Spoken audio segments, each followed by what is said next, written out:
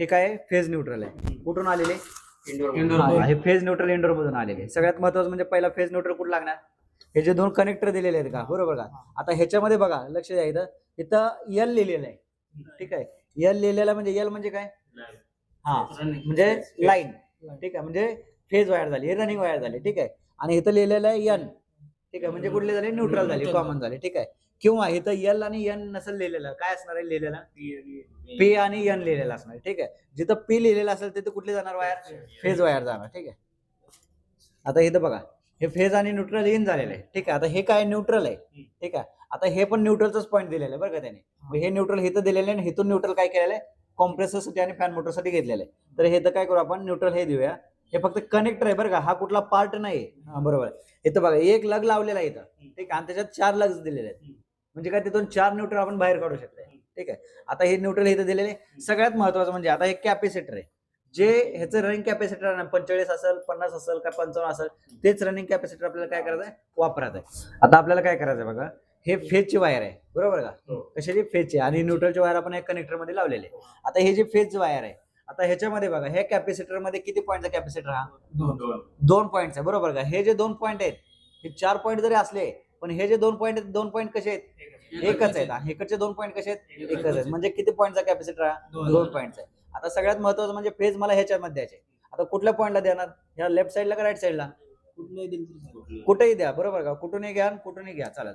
आता हे तर फेज इन झालेले, म्हणजे ह्याच्यामधूनच कॉम्प्रेसर साठी काय जाणार? रनिंग जाणार. आता ह्याच्यामध्ये कॉम्प्रेसरची रनिंग कुठली आहे? हा, लालवाले. आता कलर कोड नसर नाही बघायचं बरं का, कधी पण आपण इथं चेक करून मगच आपल्याला वायर लावायचे. आता हे रनिंग वायर कशातून जाणार?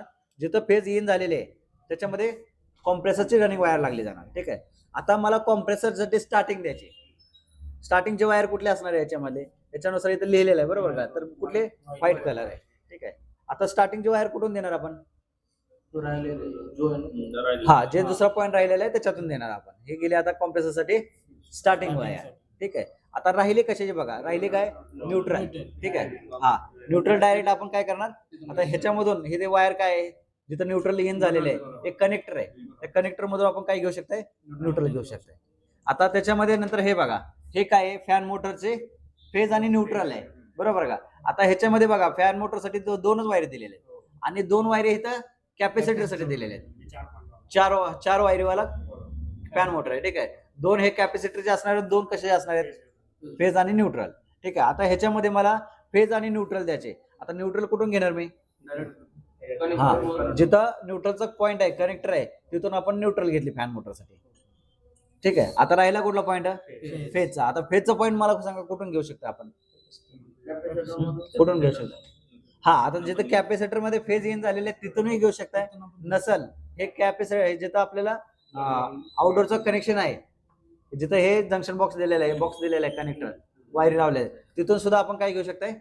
फेज घेऊ शकताय. हा, तिथं पण आपण फेज लावली तरी चालू. ठीक आहे, आता आपण हे वायर काय केलं? आपण इथून फेज दिली फॅन मोटरसाठी. ठीक आहे, हा, आता जर ह्याला चालू केलं तर काय व्हायला पाहिजे? हे चालू व्हायला पाहिजे. करा बरं चालू. बरं, ठीक आहे, समजलं ना वायरिंग कशी करायची? ठीक आहे, कोणाला काय प्रॉब्लेम आहे का?